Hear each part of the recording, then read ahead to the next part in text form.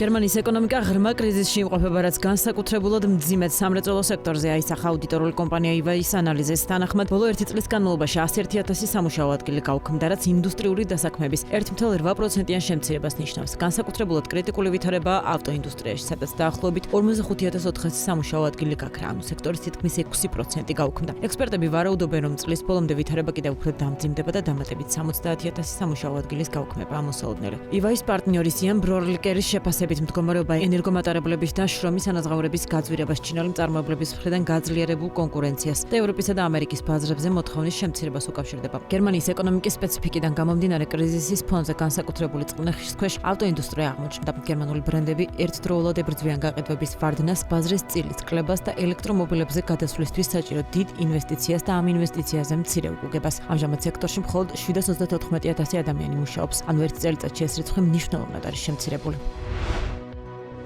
რუსეთის სახელმწიფო ატომური კორპორაცია როსატომი ყაზახეთში პირველი ატომური ელექტროსადგურის ასაშენებლად საერთაშორისო კონსორციუმის ხელმძღვანელად შეირჩა. როგორც როიტერსი წერს, ამის შესახებ შაბათს ცენტრალური აზიის ქვეყნის ატომური ენერგიის სააგენტომ განაცხადა. როსატომი გლობალური მასშტაბის მთავარი პრეტენდენტებიდან შეირჩა. სხვა წინადადებები წარდგენილი იყო სახელმწიფო საკუთრებაში არსებული ჩინეთის ეროვნული ბირთვული კორპორაციის, ასევე ფრანგული და სამხრეთკორეული კომპანიებისგან. ყაზახეთის ატომური ენერგიის სააგენტომ, რომელიც ამ წლის მარტში შეიქმნა, განაცხადა, რომ განიხილა რეაქტორის ტექნოლოგიების სხვადასხვა წინადადება და შეაფასა ისინი ატომური ელექტროსადგურის უსაფრთხოების პერსონალის მომზადებისა და სხვა კრიტერიუმების საფუძველზე. სააგენტომ დაადგინა, რომ ყაზახეთში ატომური ელექტროსადგურის მშენებლობის ყველაზე ოპტიმალური და ხელსაყრელი წინადადებები რუსული კომპანია როსატომისგან იყო მიღებული, ნათქვამია მათ მიერ გავრცელებულ განცხადებაში.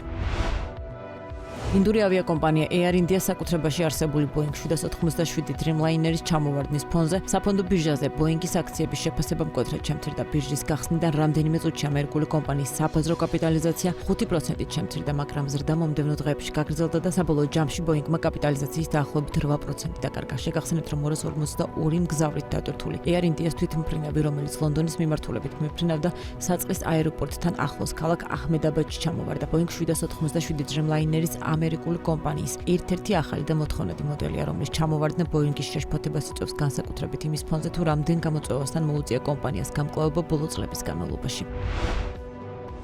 ისრაელი-ირანის სამხედრო დაპირისპირების ფონზე საერთაშორისო ბირჟებზე დაღმასვლის დინამიკა შეინიშნება. ამერიკული საფონდო ბირჟაზე, სადაც ოფიციალური სავაჭრო საათები არ გახსნილა, ძირითადად ინდექსების S&P 500-ის, NASDAQ-ის, Dow Jones-ის შეფასება საშუალოდ 1.5%-ით არის შემცირებული. ევროპის მასშტაბითაც ინვესტორების განწყობა ნეგატიურია, რადგან SOX 600-ის, DAX-ის, FTSE-ის და IBEX-ის ინდექსების ღირებულება საშუალოდ 1-დან 1.5%-მდეა შემცირებული. ანალოგიურად ნეგატიური განწყობა გვაქვს აზიის რეგიონში, სადაც ფლაგმანური ინდექსების შეფასება 1%-ით დაეცა. კრიპტოინდუსტრიაც მკვეთრ დაღმასლას განიცდიდა. ბაზრის საერთო შეფასება 6%-ით შემცირდა, ბიტკოინის ფასი 3%-ით, ხოლო ეთერიუმის 9%-ით დაეცა.